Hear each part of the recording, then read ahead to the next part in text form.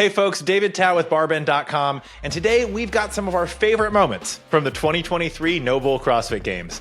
It was a big year. There were new champions on the men's side, the women's side, and the teams division. Not to mention lots of action from the age group and adaptive divisions.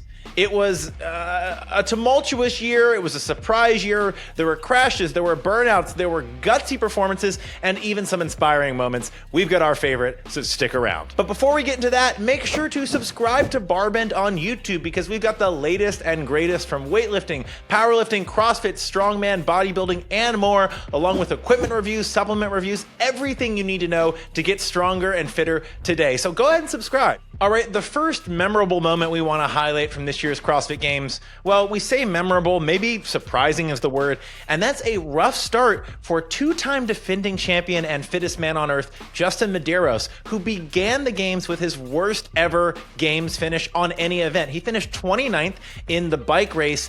It was a lot of twists and turns. It was a long race, and Medeiros crashed not once, but twice.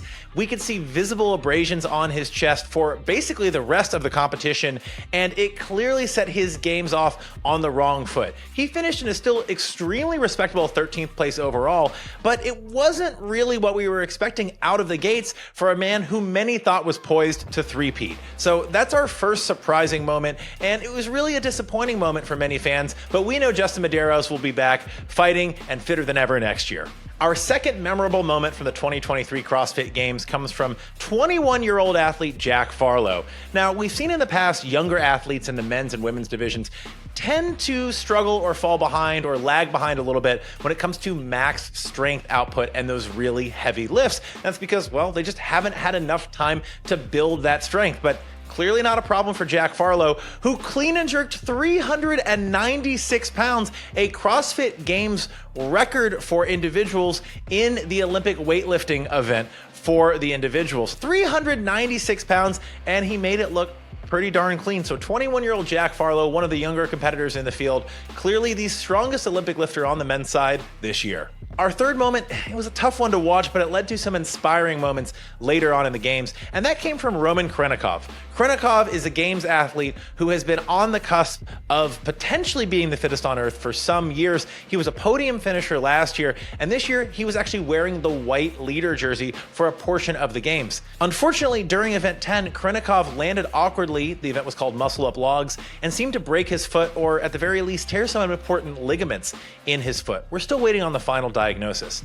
He was wearing the white leader jersey for a portion of the weekend, and even with a foot that he couldn't really put any weight on, he still finished on the podium this year, but it knocked him out of first place, and it leads to the question, what would have happened if he hadn't been injured? Would Roman Khrennikov be standing on the top of the podium?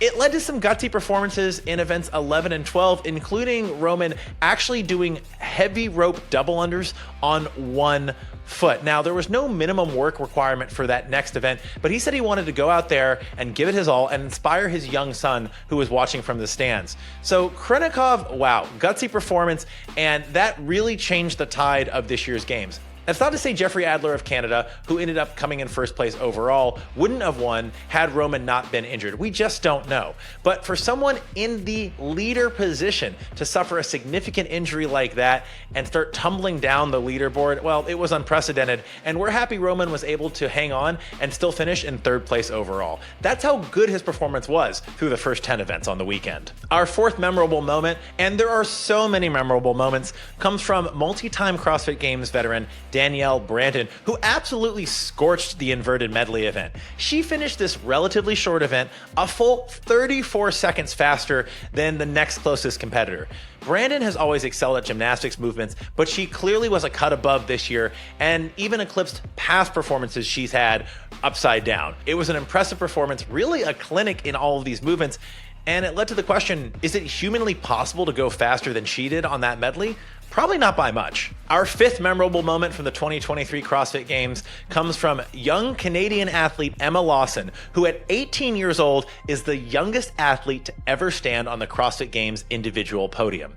Now, Lawson really burst into the public view last year, where at 17 years old, she finished in 6th place overall on her way to Rookie of the Year. But the Canadian, she outdid herself this year. She was actually in the leader position for much of the weekend, ended in a silver medal position right behind Laura Horvath of Hungary, and Emma Lawson, 18 years old of Canada, is the youngest ever podium finisher at the CrossFit Games. Not bad for someone who just turned 18. So there you have it. Those are just some of our favorite moments from this year's CrossFit Games. There are so many more, and we recap a lot of inspiring performances, as well as all of the results from the men's, women's, teams, adaptive, and age group divisions on BarBend.com. We'll link those below. You can also Google BarBend plus 2023 CrossFit Games for all of that.